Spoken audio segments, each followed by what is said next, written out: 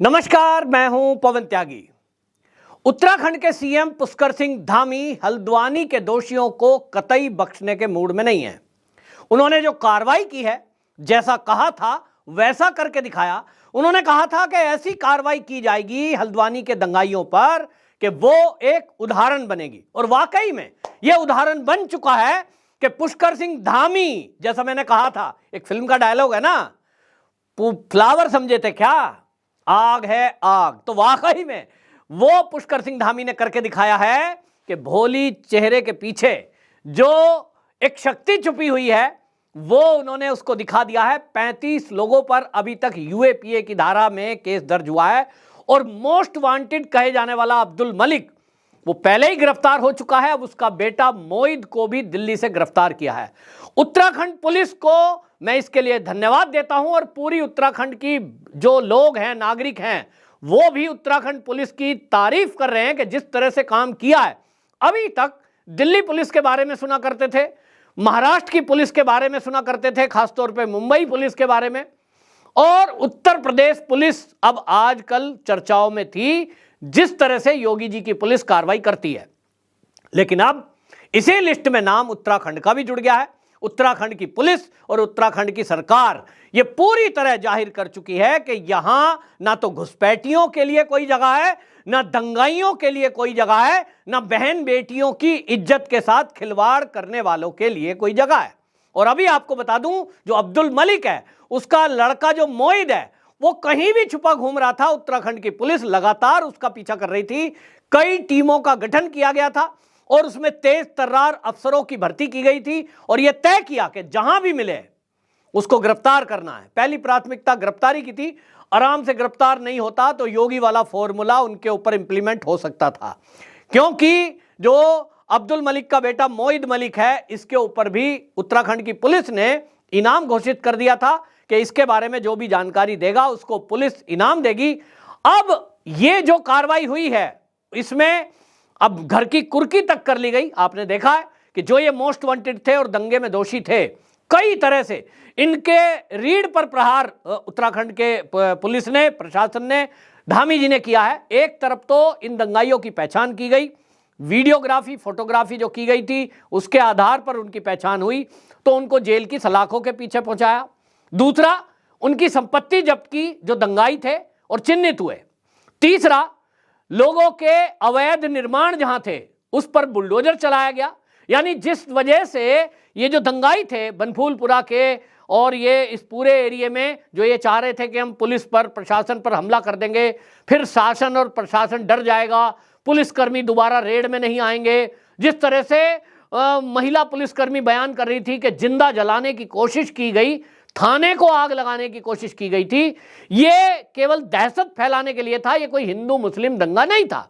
तो उनका प्लान ये था कि ये जो पूरे क्षेत्र में उन्होंने कब्जा किया हुआ है, अवैध जमीनों पर अतिक्रमण किया हुआ है, ये जो करोड़ों अरबों रुपए इन्होंने कमा रखे हैं कॉलोनियां काट काट के, अगर पुलिस या प्रशासन की कोई टीम कल को उनसे ये कब्जा छुड़ाने के लिए आए तो अगली बार हिम्मत ना कर पाए, इनकी हिम्मत तोड़ दो। और इसलिए प्रहार किया पुलिस कर्मियों पे, प्रहार किया नगर निगम की टीम पर। प्लानिंग यही थी कि उनका हौसला तोड़ दें। तो अब उनकी प्लानिंग अब फेल ही नहीं हुई, अब उल्टा यह हो गया है कि जो हल्द्वानी के दंगाई हैं उनको देखकर पूरे उत्तराखंड में एक मैसेज चला गया है कि भाई कतई भी पंगा ना ले लेना। क्योंकि इसके पीछे, जैसा मैं पहले भी बता चुका हूं, कि कोई भी सरकार अपने दम पर, प्रशासन, पुलिस, वो लॉ एंड ऑर्डर की सिचुएशन को एक बार, दो बार, कुछ घंटे के लिए, कुछ दिन के लिए कंट्रोल कर सकती है, लेकिन हमेशा के लिए अगर आप अपने प्रदेश, अपने मोहल्ले में शांति चाहते हैं तो पब्लिक को आगे आना पड़ता है। पुलिस प्रशासन एक लिमिटेड फोर्स होती है। भाई कितने पुलिसकर्मी भर्ती करोगे? एक थाना भी होगा तो उसके पास 20-30 किलोमीटर के दायरे में एरिया होता है, और उत्तराखंड में तो यह स्थिति पहाड़ होने की वजह से काफी दुर्गम है। लेकिन ऐसे में जब जनता जागरूक होती है, तो जनता जब प्रशासन और शासन के साथ, सरकार के साथ मिलकर कंधे से कंधा खड़ी होती है, तब तो फिर दंगाई हो या अपराधी, फिर उनकी खैर नहीं है। और उत्तराखंड वो भूमि है जहां देवभूमि कही जाती है। मैं तो अक्सर कई बार कहता हूं और वो सीरियसली भी है, उसका नाम देवभूमि है, तो वहां पैदा होने वाला हर व्यक्ति देवी और देवता है, ऐसा उनके अंदर गुण है। और वो ज्यादातर लोग वहां आर्मी से रिटायर हैं, और जो आर्मी में कभी नहीं भी रहे, कभी ना कभी उनके अंदर वो ब्लड में, डीएनए में उनके है शौर्य है। और उसके कारण से जब वो जनता ने तय कर दिया कि भाई हमने तुमको प्यार दिया, हमने तुमको बसाया, तुमको अपने बीच में रखा, तुम चाहे बांग्लादेश से घुसपैठ करके आए थे, चाहे धर्म परिवर्तन करके कोई दूसरे धर्म के थे, हमने तो कभी अंतर किया नहीं, मिल बैठकर सबने बिजनेस किया, सब साथ मिलकर रहे। लेकिन अगर तुम उत्तराखंड जैसी देवभूमि का डेमोग्राफी चेंज करने का षड्यंत्र करोगे, अगर जमीनों पर कब्जा करोगे, बहन बेटियों पर गलत नजर रखोगे, तब फिर तुमको हम कैसे बर्दाश्त करेंगे। और इसलिए वो जनता जब जागृत हुई, मैंने देखा है, मेरे कुछ लोग हैं उत्तराखंड के, जो अभियान चला था मजारों को हटाने का, उसमें पुलिस नहीं थी, प्रशासन का अभियान नहीं था, आम पब्लिक, खासतौर पे महिलाएं वो जागृत हुई और उठ खड़ी हुई। गली गली में, देहरादून के अंदर, ऋषिकेश के अंदर, हरिद्वार के अंदर, वो उन्होंने गली गलियों में खोजा कि किन लोगों ने धंधा बना रखा है, अवैध मजार बना दी, लोगों ने घरों में मजार बना के दी, धर्मांतरण का खेल चल रहा था। तो लोगों ने, जागृति पैदा हुई जो लोगों के अंदर, घरों में घुस घुस के उन्होंने तलाशी ली और वो मजारों को तोड़ा जहां लोगों ने पैसा चढ़वाना, ये सब करना, ये सब चल रहा था।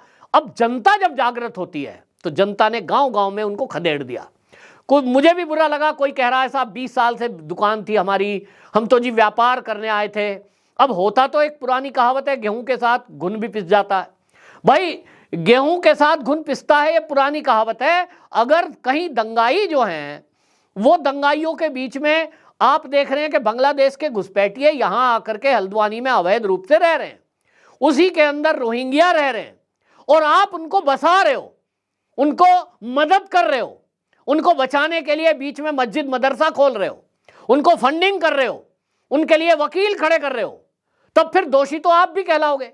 भाई होना तो ये चाहिए कि यदि हमारे आसपास में, अड़ोस पड़ोस में कोई अवैध घुसपैठिया आए, तो असली तो ये होना चाहिए, देश की भक्ति, राष्ट्र भक्ति, राज्य भक्ति तो ये होती है कि हल्द्वानी के वो लोग जो आप कह रहे हैं साहब हमारे ऊपर बुलडोजर क्यों चला दिया, हमारे यहाँ क्यों कार्रवाई कर दी, हमारा तो कोई दोष नहीं है।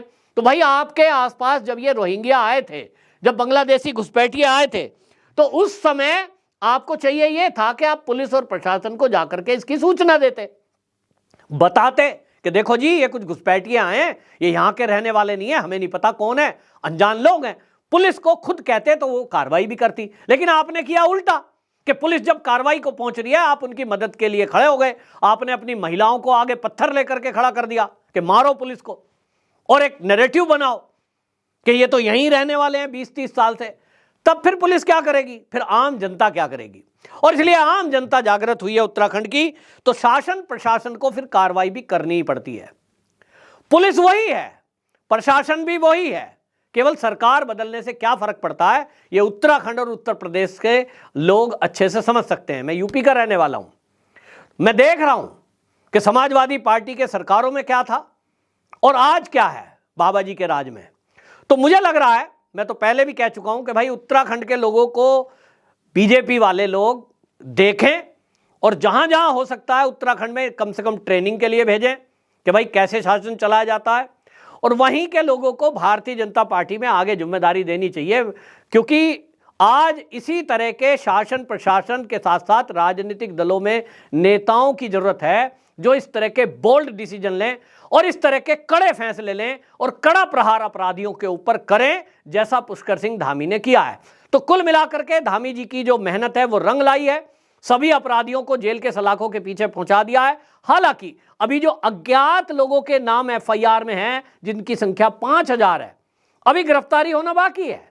अब यह है कि ये धुरंधर अपराधी हैं, ये नाम नहीं लेंगे, लेकिन पुलिस अपना काम जारी रखेगी, और जब तक वो सबके सब जेल में नहीं चले जाते जिन्होंने पुलिस पर और प्रशासन पर पथराव किया था, आगाजनी की थी और ये सब किया था, तब तक पुलिस चैन से नहीं बैठेगी।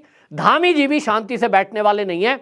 एक तरफ यूसीसी उन्होंने बना दिया है, दूसरी तरफ फिर अब एक ऐसा कानून भी बना दिया है जिसके कारण अब जो है वो प्रॉपर्टी जब्त भी कर रहे हैं और वहां कुल मिलाकर जो सरकारी ठेका किसी ने ले रखा है उनके वो भी बंद किए जा रहे हैं, यानी एक तरफ जेल में डाल रहे हैं, प्रॉपर्टी जब्त कर रहे हैं, और जो उनके फंडिंग के सोर्स हैं उनको समाप्त किया जा रहा है, ताकि पूरी तरह से ये जो दंगाई हैं, ये जो अपराधी हैं, इनकी रीढ़ को तोड़ा जा सके।